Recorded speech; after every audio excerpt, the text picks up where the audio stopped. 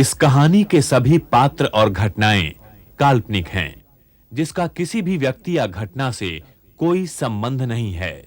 यदि किसी घटना के साथ इसकी समानता होती है, तो इसे मात्र एक संयोग कहा जाएगा।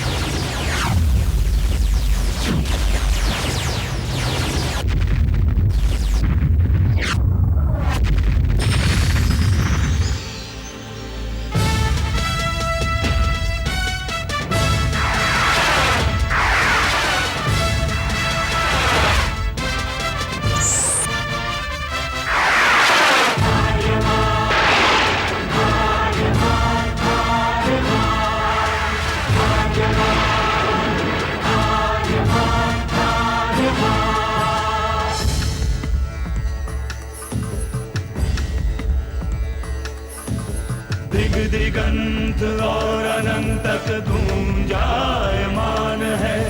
ब्रह्मनाद है विधि का वो अटल विधान है। धर्म की अधर्म पर विजय का वो प्रमाण है। जायमान है वो अटल विधान है। विजय का वो प्रमाण है। ब्रह्मांड का महान योद्धा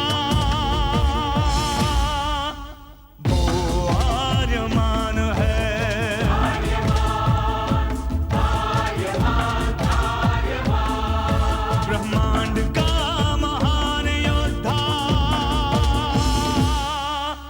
वो आर्यमान है।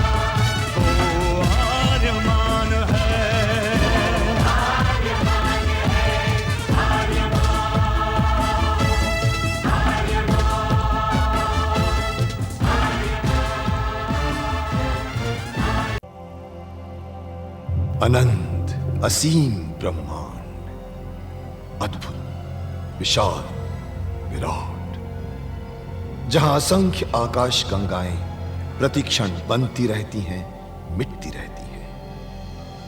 हर आकाश गंगा में होते हैं अनगिनत तारे, अनेकों सूरज, और सूरज के साथ होता है अपना सौर मंडल, जिसमें रहते हैं अनेकों ग्रह।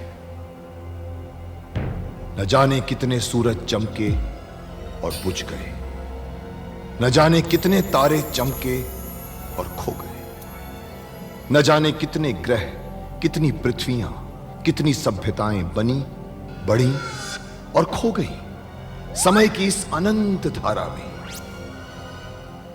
इन्हीं अनजानी परंतु अमर गाथाओं में से एक है महागाथा ब्रह्मांड के योद्धा आर्यमान की।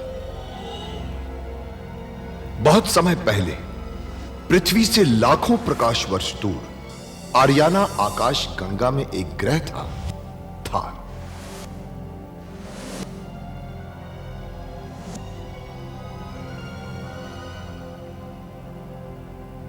थार एक रेगिस्तान था, पानी की बूंद नहीं थी, फिर भी पूरे ब्रह्मांड के लिए मूल्यवान था थार, क्योंकि थार में थी ऐसी खाने जहां से दुर्लभ जीवनदायी पदार्थ निकलता था, जिसे थारस कहते थे।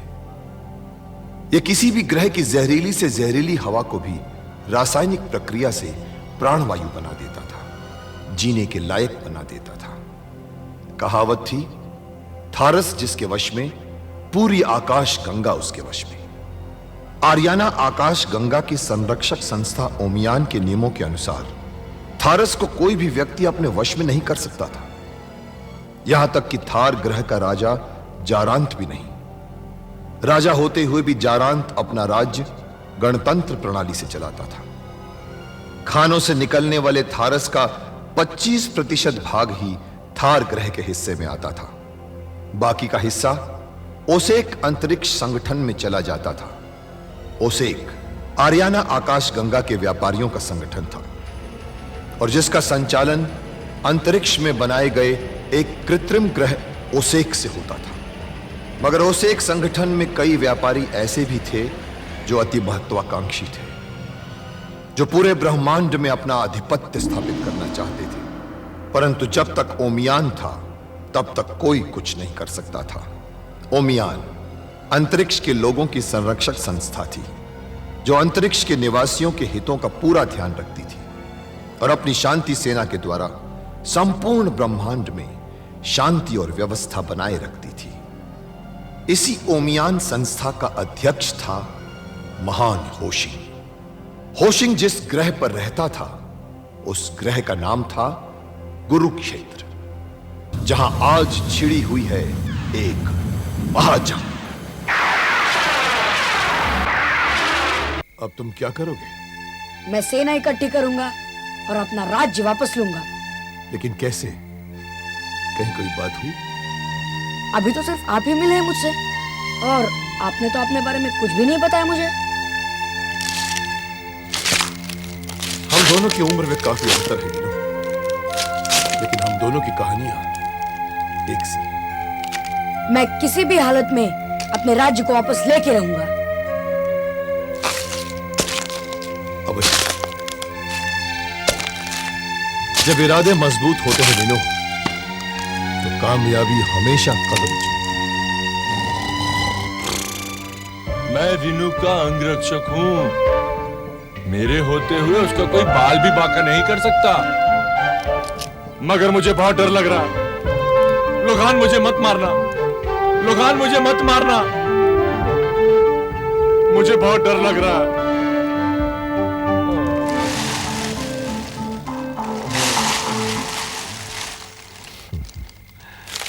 चलो वीनू, रात बहुत हो चुकी है, जाओ तुम भी जाकर आराम करो। और आप? नहीं, मैं तुम दोनों की हिफाजत के लिए जागूंगा। जाओ।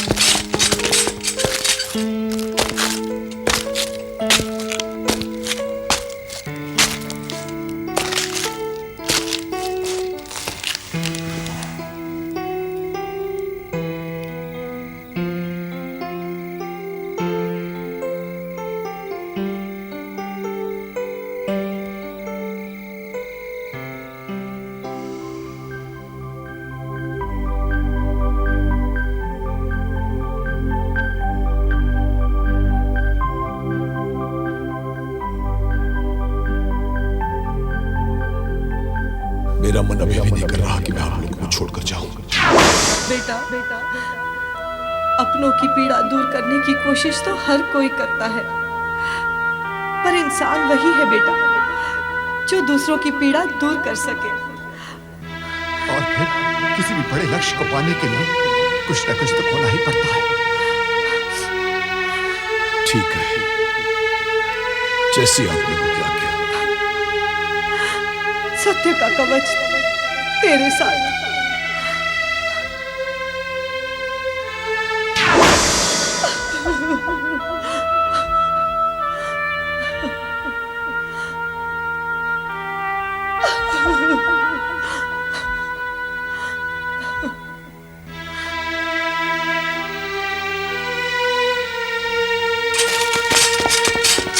क्या देख रहे हो आर्यमान? अपना थार।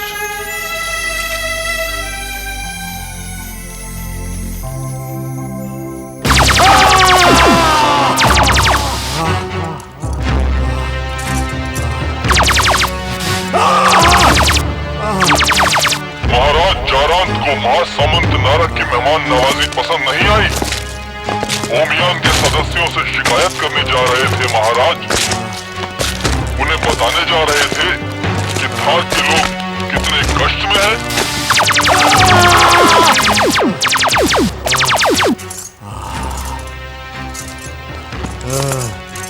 बस करो जालिमो, बस करो।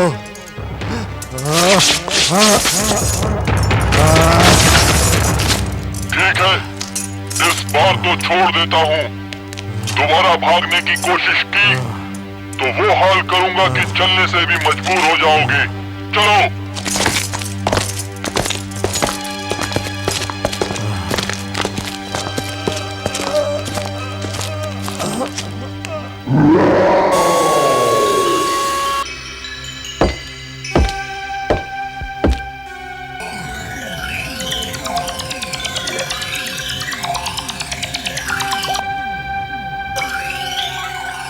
प्रणाम महासामंत नारद।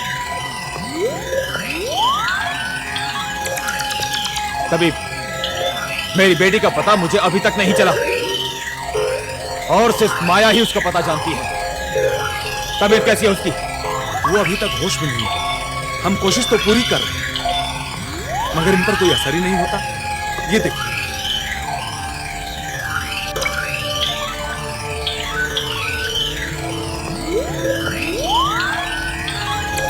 किसी और शरीर में इन तरंगों का जरा सा झटका भी होश मिलाने के लिए काफी होता है।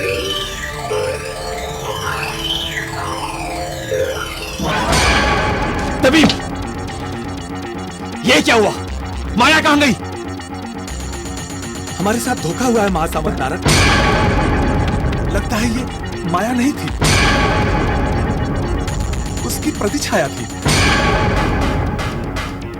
जो प्रकाश कणों से बनी हुई थी, जो वास्तविकता का भ्रम दे रही थी।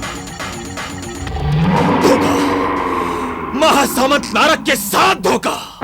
तभी आखिर माया ने संविधान की विद्या का प्रयोग हम पर कर ही दिया।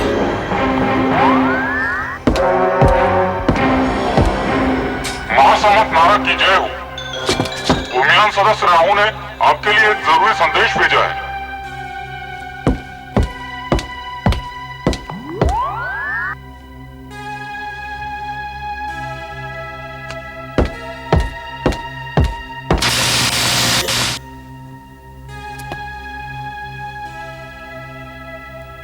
क्या समाचार लाए हो राहु? इस वक्त मैं बहुत परेशान हूं। समाचार माया के बारे में है। माया? कहां है माया? उसी की वजह से बहुत परेशान हूं। उसने मुझे धोखा दिया, यही ना? महासामंत नारद, इस वक्त माया कुरुक्षेत्र में है। माया इस वक्त कुरुक्षेत्र में है? लेकिन वो वहां पहुंची कैसे? उसे आर्यमान लेकर गया। आर्यमान? लेकिन आर्यमान तो यहां उस एक में मर चुका है।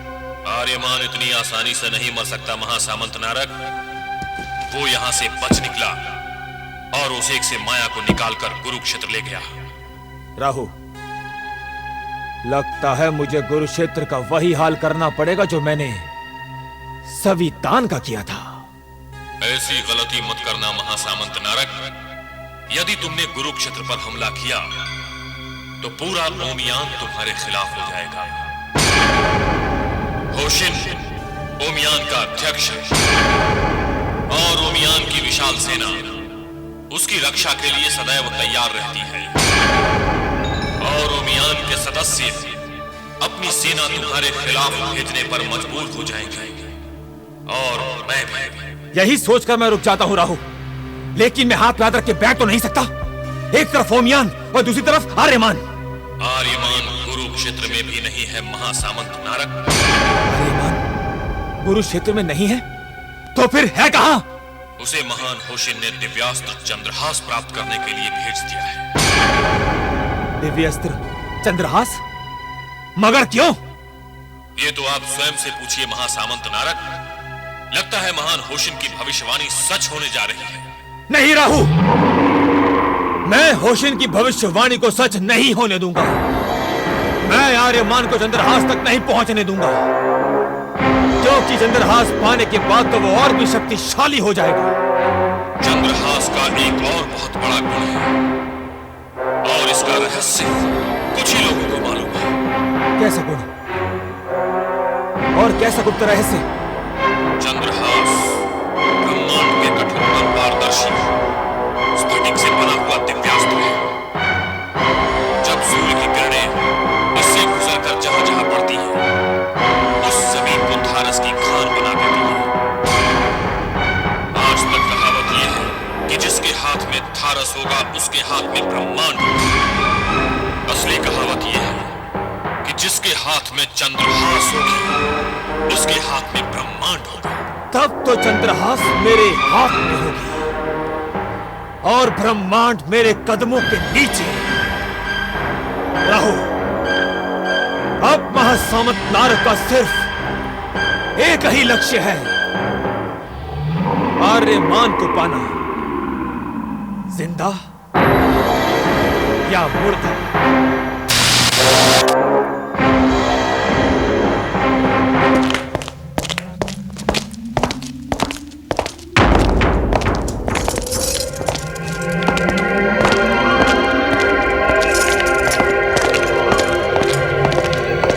आज महासामंत नारद अपने कक्ष में बहुत परेशान दिख रहे थे।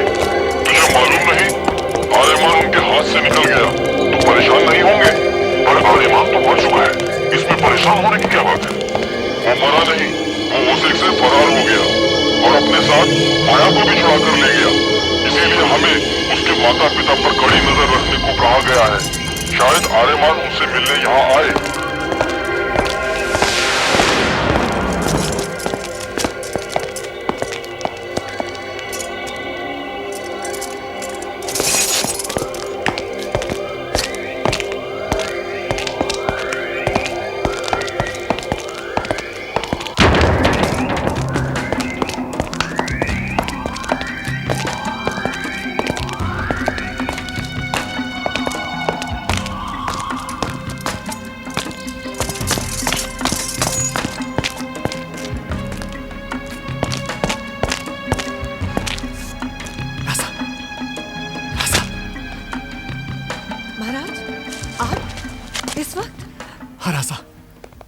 तुम्हें एक खुशखबरी देनी थी, इसीलिए सुबह तक प्रतीक्षा नहीं कर सका।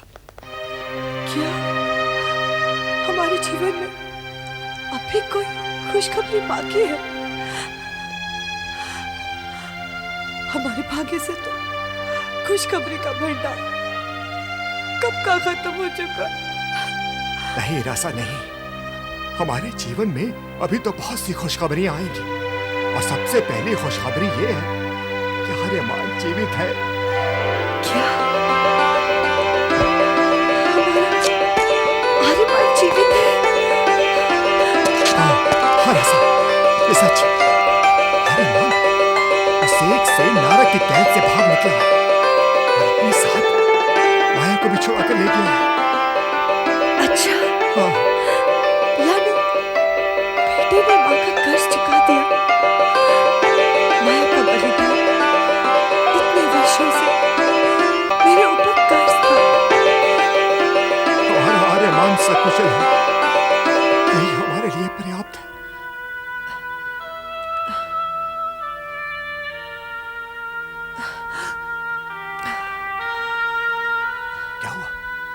क्या हुआ रासा? महाराज, मुझे कुछ अजीब सा लग रहा है। ऐसा लग रहा है जैसे हमारा आर्यमान किसी मुसीबत में हो। हाँ महाराज, हमारा आर्यमान किसी मुसीबत में है। ये तो उसकी नियति है रासा। ये एक बात याद रखो, हमारा आर्यमान सबको मुश्किल से निकालने आया है, फिर वो खुद मुश्किल में कैसे पड़ सकता है? हमारा आर्यमान अगर किसी मुश्किल में होगा भी तो किसी की मुश्किल आसान कर रहा होगा, और जो दूसरों की मुश्किल आसान कर सकता है वो भला मुश्किल में कैसे फंस सकता है? तुम देखना रासा, हमारा आर्यमान किस तरह रास्ते के पत्थरों को सीढ़ी बनाकर हर मुश्किल पार कर जाएगा। बस तुम सिर्फ धीरज रखो। हाँ।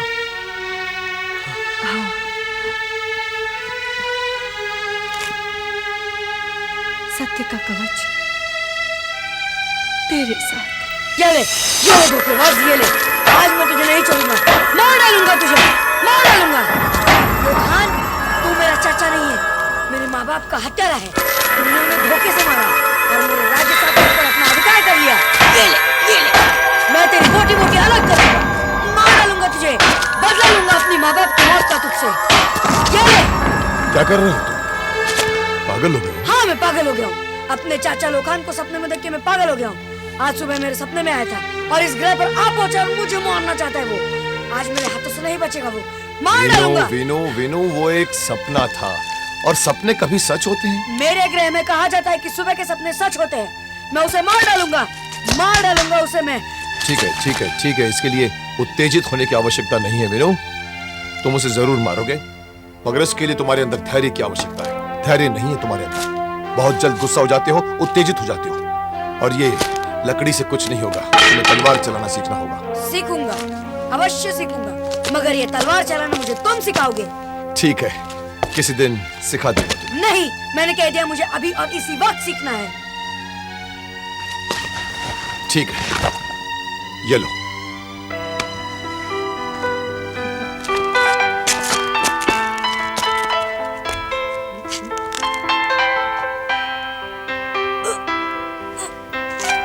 ये ऐसे नहीं खुलेगी बीनू, इसका एक खोलने का तरीका होता है। वही तरीका तो सीखना चाहता हूँ आर्यमान, क्योंकि जब जमीन के नीचे उन दैत्यों को मारने के लिए तुम्हारे इस विद्युत तलवार को इस्तेमाल करना चाहा तो वो नहीं खुली थी। ठीक है, मैं तुम्हें बताता हूँ। देखो, इसे पकड़ते वक्त यहाँ तो मजबूती रहती है, मगर एक कलाई पर ढीलापन रहता, लचक रहती है, ताकि दुश्मन से लड़ते वक्त तुम्हारी कलाई इतनी लचकदार होनी चाहिए कि हर दिशा में तुम तलवार को घुमा सको। समझ गए? तो पकड़ते वक्त यहाँ पर मजबूती और यहाँ पर लचकदार, और फिर इसे यहाँ से दबाना पड़ता है, लेकिन इसके लिए साधना की आवश्यकता। इतना आसान मत समझो इसे। देखो, देखा? वाह। और फिर इसे बंद करते समय भी उसी तरह से यहाँ पर मजबूती और यहाँ पर लचकदार, और इसे दबाते ही देखा बंद हो गया। अरे इसमें कौन सी बड़ी बात है यार, मैंने तो बहुत आसान है, मैं भी कर सकता हूँ। करो। करो।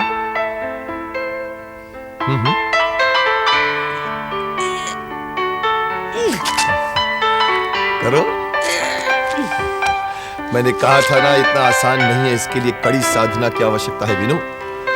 एक तो तुम्हारी पकड़ यहां से ठीक नहीं है, और दूसरा तुम्हारे अंदर धैर्य नाम की कोई चीज नहीं है। इसको खोलते वक्त और इसको इस्तेमाल करते वक्त एक दूसरी बहुत जरूरी चीज है, वो है धैर्य। तुम बहुत गुस्से वाले हो, पहले अंदर अपने धैर्य लेकर आओ। जिस दिन तुम्हारे अंदर धैर्य आ जाएगा, इस तलवार को तुम खोलना भी सीख जाओगे, इसे इस्तेमाल करना भी सीख जाओगे। ठीक है? आज के लिए ये अजीब ग्रह है, यहाँ पर इतने पेड़ पौधे होने के बावजूद कोई बस्ती नजर नहीं आ रही, न मनुष्य न मनुष्य की जात। और जो दिखाई भी पड़े वो भी दानव, पिशाच, आदमखोर, जो शिकार करते हैं जमीन के ऊपर रहकर, मगर रहते हैं जमीन के अंदर। मैंने तो वहाँ पे बहुत सारे यंत्र देखे थे, पर सब बंद। रीनू, वो यंत्र किसी पुरानी सभ्यता और पुराने समय के लग रहे थे, और वो लोग भी मुझे इस ग्रह के नहीं लग रहे थे। जब वो इस ग्रह के वासी नहीं थे, तो जमीन के अंदर क्या करने गए? चिपो, मैं समझता हूं कि वो लोग किसी और ग्रह से यहां पर आए होंगे, और यहां आने के बाद में उन्हें जमीन के अंदर जाने का मार्ग मिल गया होगा। और जब वो लोग वहां नीचे पहुंचे होंगे, तो वहां उन्हें अपने रहने के लायक जगह मिल गई और छुपने का स्थान भी, और इसीलिए उन्होंने उस जगह को अपना अड्डा बना लिया।